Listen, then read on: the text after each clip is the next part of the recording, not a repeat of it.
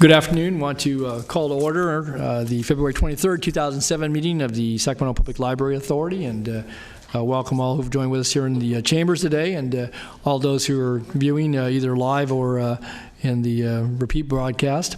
And with that, we'll go ahead and get started with the roll and have Linda read into the minutes the statement that precedes our business meeting, and then we'll have the Pledge of Allegiance following that. So, Linda, would you please call the roll? Darrell Wu, Linda Budge, Phil Cerna, Here. Jeff Slowey, Here. Rick Jennings, Here. Don Natoli, Here. Jay Chenier, Susan Peters, Here. Angelique Ashby, Here. Sue Frost, Here. Eric Guerra, Lori Hewer, Here. Alan Warren. We have a quorum, correct? Yep. Okay. This meeting of the Sacramento Public Library Authority is being videotaped in its entirety and will be cablecast without interruption on Metro Cable 14, the Government Affairs channel, on the Comcast Consolidated Communications and AT&T Uverse cable systems, and will be webcast at www.sacmetrocable.tv. Today's meeting is being shown live and will be repeated at 4 p.m. Saturday, February 25th. On Channel 14. This meeting is closed caption. A DVD copy will be available for checkout from any library branch no later than 2 weeks following today's meeting. A public copy of the full agenda, including reports, is available for viewing at the back table and is available on the library website at www.saclibrary.org. Members of the audience wishing to address the board should complete a speaker identification form located at the back table and give it to the clerk. Please speak into the microphone when addressing the board and state your name for the record. Comments are limited to 3 minutes so that everyone may be heard. In consideration of others, please silence your cell phone at this time. Okay, thank you, Linda, for the announcements. And if you would please join Board Member Jennings leading us in the Pledge of Allegiance.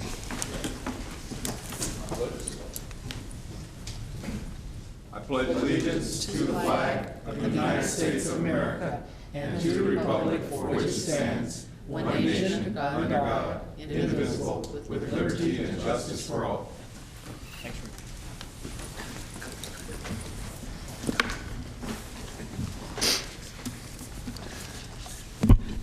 Okay. All right. Thank you, Mr. Jennings. And with that, we'll then go to our public comment on matters not on the agenda. I don't have anyone signed up to speak, but this is now the opportunity for anyone who desires to address the body today. And seeing no one come forward, then we'll move on down to item number 3, presentations. And Linda, do we have any presentations? No, we do not, Chair Natoli. My gosh. Nobody reading poetry, nobody singing to us, nobody presenting big checks. That would be Congress. There you go. Okay. So tune in to C-SPAN. You can see whatever you want to see. So, okay. With that, then, let's move down to our director's report. And Rivka, turn to you. Thank you. I'll refer the board to my written report, just a couple of additions, the first of which, by now you've all heard that Denise has announced her retirement and her exciting move to Indiana to be the Director of Strategic Initiatives for the Allen County Library. But we have a little time before we get to say goodbye, and we'll be keeping you informed about the dancing and celebration. The party stuff, yeah, okay. She'll be doing an interpretive dance for us before she leaves. Okay. But it's been, she's done so much for the library system in the 6.5 years she's been here. She leaves a big hole. So we're sorry to see her go, but glad that she'll be closer to family, because as I've discovered in my 7.5 years here, that's kind of what it's all about. So a couple of other things. Last month, employee Dar Cohen spoke to the board. Then Chair Jennings asked him to follow up with a letter. That letter was received in today's mail, actually, and it's on the dais with you. And we'll be doing some follow-up as well. And then finally, it's with great gratitude that we thank you again for the fine forgiveness initiative. And so far, as of yesterday, we've received 2,100 items back. No, I'm sorry. Almost 2,800 items back, and we've waived $21,000 in fines. The best item, and I actually meant to bring it and walked out without it, was a book that was due on December 18th, 1969. Some of us were still in high school. Yes. No, Yes. Or not even born. Or not born. Yeah, somewhere you're Exactly. born, yeah, probably. I spoke to a reporter today who's really interested in what we're doing and wants to do a nice TV story about it, and I said, you probably weren't born in 1969, and he said, no, I was born in 1985, and that made me feel very old. What was the book? What was the book on again? The book was 3 Days Before the Mast by Dana. And it was so, and we're getting great stories, literally people bursting into tears of gratitude when they bring the items back and we say, all is forgiven, welcome back to the library. You just can't check anything out for the next 5 years, but you can come here.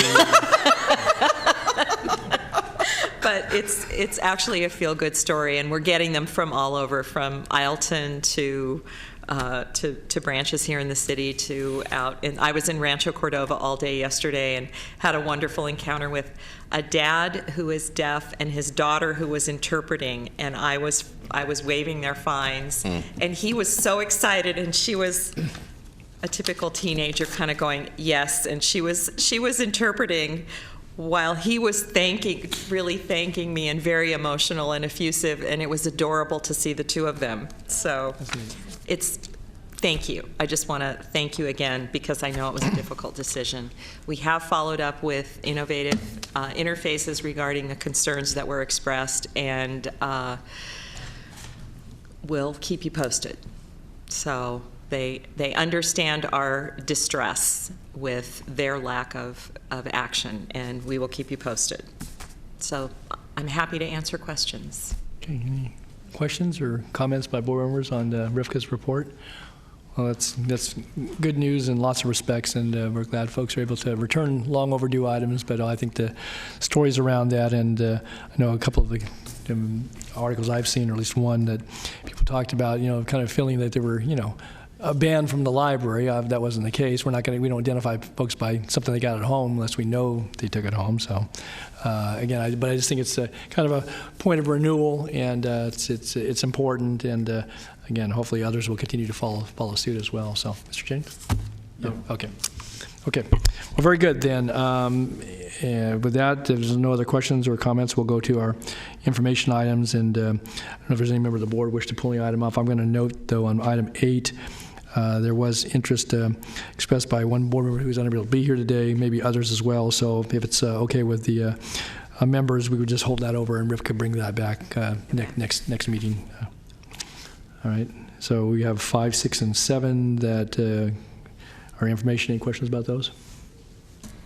Okay, moving right along then, Linda. That's good. So then we'll go to our consent items, and I'll have Linda read those into the record, please. Information.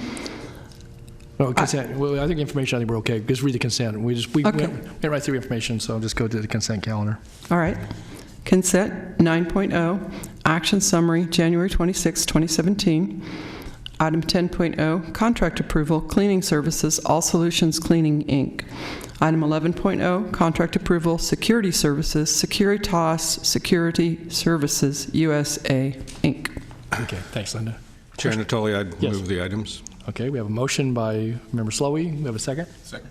Seconded by Member Jennings. Any questions on any of the consent items? Seeing none, then I know when it's time to speak on the consent calendar. Then we'll call for a voice vote. All those in favor? Aye. Any opposed? Any abstentions? Any recusals? Seeing none, motion's approved. And we will note that item 8 on information will come back next meeting. Okay, that takes us to our one and only action item for today. And Linda, you can go ahead and read that in the record if you would, please. Item 12.0, mid-year budget update and position control, fiscal year 16-17. Okay. Denise. Okay, so I don't have a formal presentation, but I do want to review what's in your board packet. All right. Most of the adjustments are fairly minor, and the first one comes on the county side, and this is an adjustment due to our underestimating revenue coming in from the county, because the prior year had been fairly robust and we used a similar percentage. So we were off by about $100,000. So there's a reduction on the county side. City revenue we expect to come in as anticipated. Library Galleria, it's the rental space that we have in our central library. The rental contracts are up a little bit, so we're increasing that revenue by $25,000 through the end of this fiscal year. And we had an insurance reimbursement from a break-in at our Valley High Library last spring. We finally got the reimbursement for that, so you'll see that as new revenue. And then gifts and donations, which the board has already approved incrementally.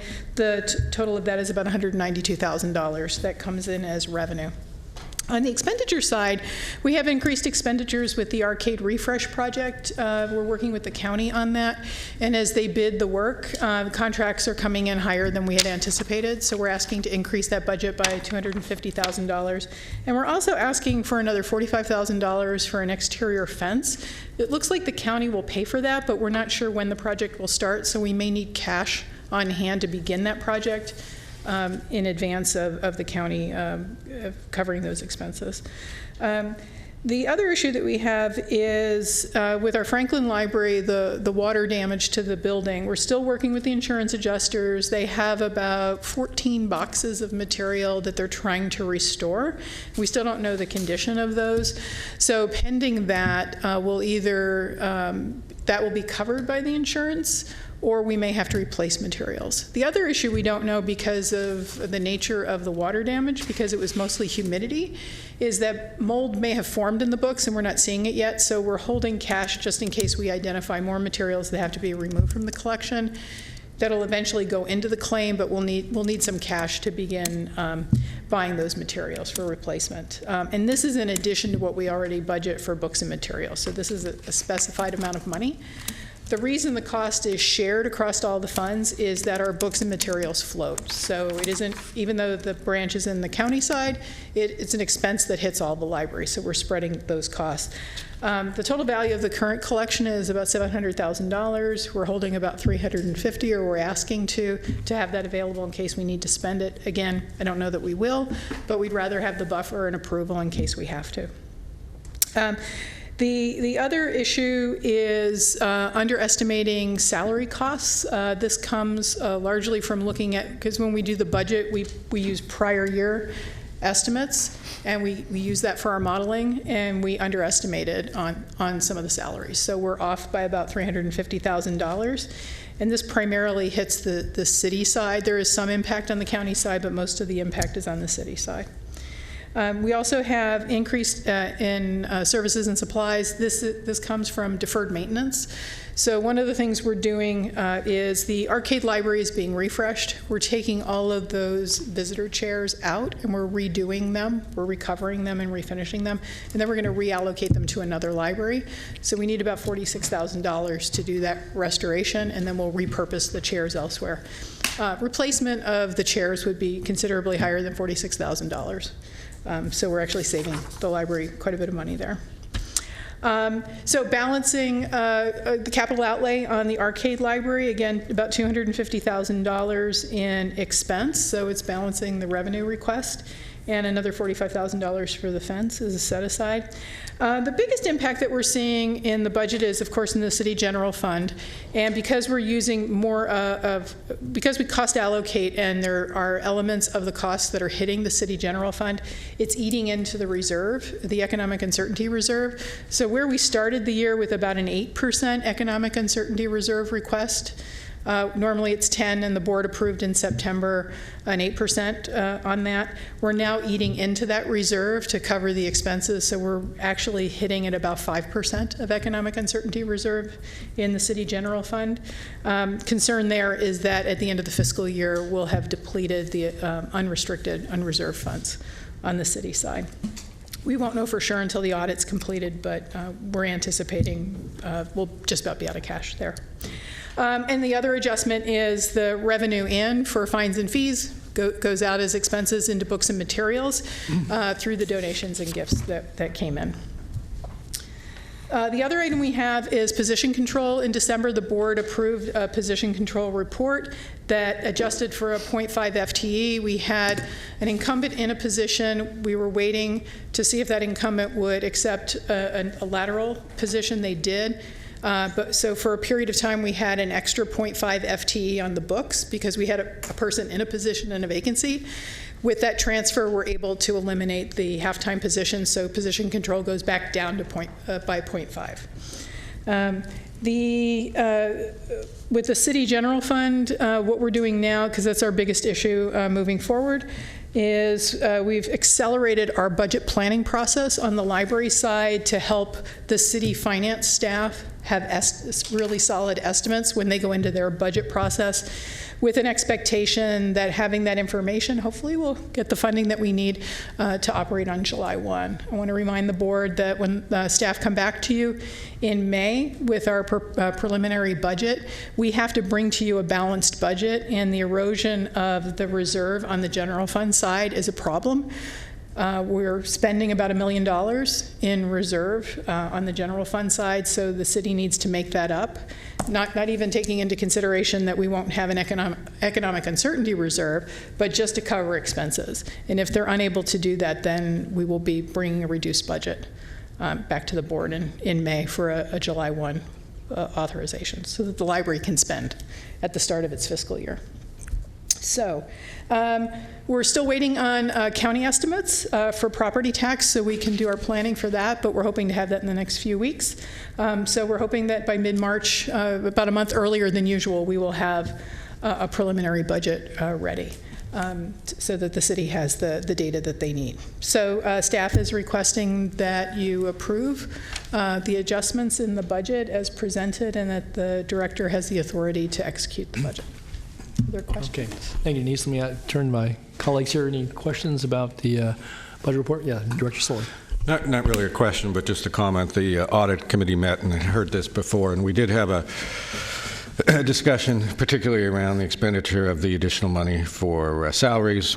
And, anytime you do forecasting, it's somewhat of a guesstimate. So, from my end, I just wanted to make sure where the estimate was off, that going forward, it's, I don't want to say fixed, but included going forward. So that, rest assured, that has been done, and the numbers are what they are, but I would expect not to see the same issue going forward, so at least that's been addressed. But at this point, kind of needs to be spent because people need to get paid. So.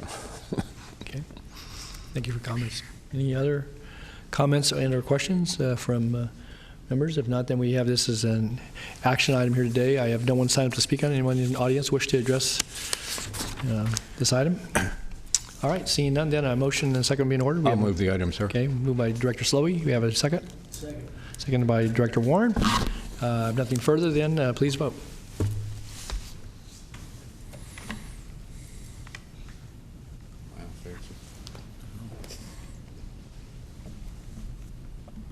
There we have it. Okay, motion approved. That takes us down then to the reports, ideas, questions from board members. So turn to my right. Anyone here on my right? Any other thoughts, comments? My left? Anyone? All right, we're going to get out of here before 3:25. So with that, we move to adjournment. Next board meeting will be Thursday, March 23rd, 3 o'clock here in these chambers. And if there's nothing coming before the body, then we will stand in adjournment. I'll have a good rest of the day.